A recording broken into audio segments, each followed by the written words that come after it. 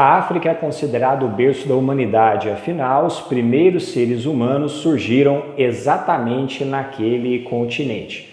A história da presença humana no continente africano, portanto, é muito longa e, no decorrer aí de todo esse tempo, até chegar aos dias de hoje, muitas foram as sociedades, os reinos, os impérios que se desenvolveram na África. Nesse mapa que vocês estão vendo agora na tela, nós temos uma pequena noção de quais eram alguns dos reinos e dos impérios antigos que surgiram na África.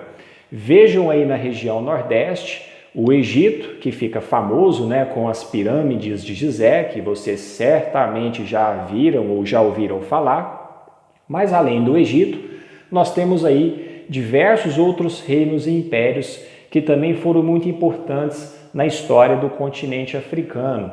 O reino do Mali, o reino de Gana, a região aí de Axante, a região ocupada pelo povo Iorubá e por aí vai. Uma grande variedade de povos, culturas e também de histórias.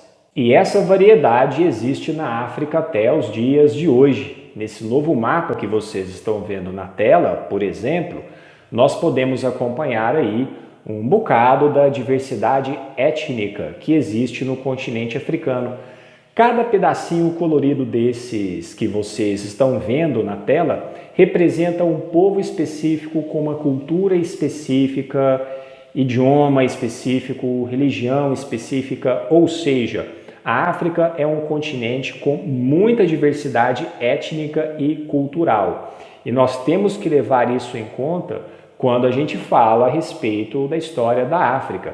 O que eu estou querendo dizer? Nem todos os africanos são iguais uns aos outros. Existem diferenças muito grandes entre eles, tanto do ponto de vista da cultura, quanto do ponto de vista da língua, da religião. Mas apesar de toda essa diversidade, quando nós falamos dos povos africanos mais antigos, ou os chamados povos africanos tradicionais, existem algumas características gerais que são comuns em vários desses povos. Não em todos, mas são comuns em vários desses povos. Uma primeira característica é a importância das relações de parentesco para a organização social. Geralmente, os postos de governo, nessas sociedades africanas mais antigas, muitas vezes eram ocupados por pessoas que tinham ligações de parentesco com o chefe, com o governante. Então, dependendo de quem você era filho, de quem você era neto, em várias dessas sociedades africanas, você podia ter acesso a determinados postos de governo ou mesmo profissões, que muitas vezes eram definidas aí com base na família da pessoa.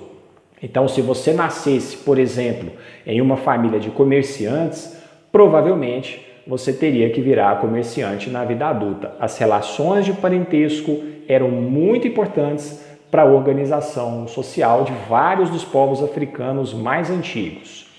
Quanto à questão do poder político, muitas vezes os chefes desses povos africanos mais antigos costumavam ser pessoas mais velhas, pessoas com mais experiência de vida, com experiência, por exemplo, em guerras e por aí vai.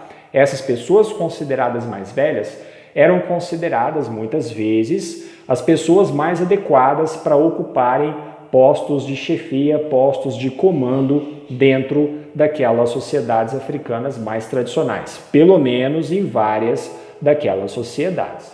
E quando nós falamos desses povos mais tradicionais, nós falamos muitas vezes de povos que não tinham desenvolvido ainda a escrita.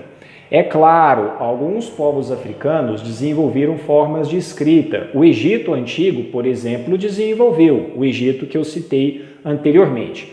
Mas vários povos africanos mais antigos não chegaram a desenvolver formas de escrita. E aqui nós temos uma característica importante daqueles povos. A cultura, os conhecimentos a respeito da vida, da natureza, da organização social, tudo isso era transmitido de maneira oral, ou seja, os mais velhos contavam as coisas para os mais jovens e aí todo o conhecimento daquelas sociedades ia sendo transmitido de geração em geração. Por conta da importância dessa tradição oral, as pessoas de mais idade, as pessoas idosas, eram de fato pessoas consideradas muito importantes dentro daquela sociedade, porque elas tinham vivido muito tempo e, consequentemente, elas tinham adquirido ao longo da vida muitos conhecimentos a respeito da natureza, do mundo e por aí vai.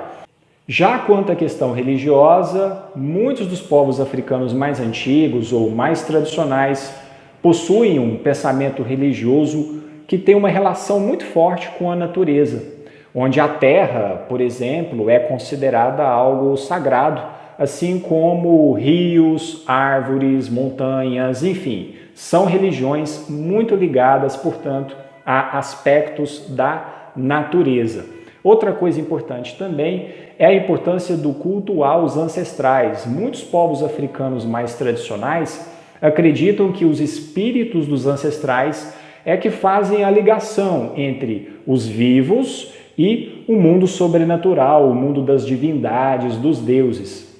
Então, geralmente, esses povos, eles costumavam, e alguns costumam fazer isso até hoje, organizar cultos religiosos onde os ancestrais são homenageados. Então, esse culto aos ancestrais é também um elemento importante. Já os adivinhos, os curandeiros, ou seja, aquelas pessoas que trabalham diretamente com a religião, são também figuras importantes dentro dessas sociedades africanas mais antigas e mais tradicionais. São pessoas consideradas aí com muito conhecimento a respeito da vida espiritual e, portanto, elas têm geralmente um prestígio social bastante considerável.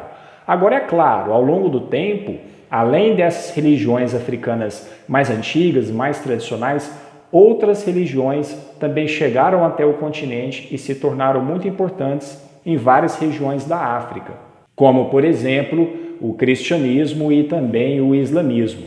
Então vejam que quando nós falamos que a África é um continente de muita diversidade cultural, a religião também faz parte dessa diversidade. Existem várias religiões que são praticadas no continente africano. E aí, gostou desse breve vídeo introdutório a respeito da história da África? Se gostou, deixa o like, aproveita, se inscreve também no canal e compartilha o vídeo nas suas redes sociais. Vou ficando por aqui, um abraço.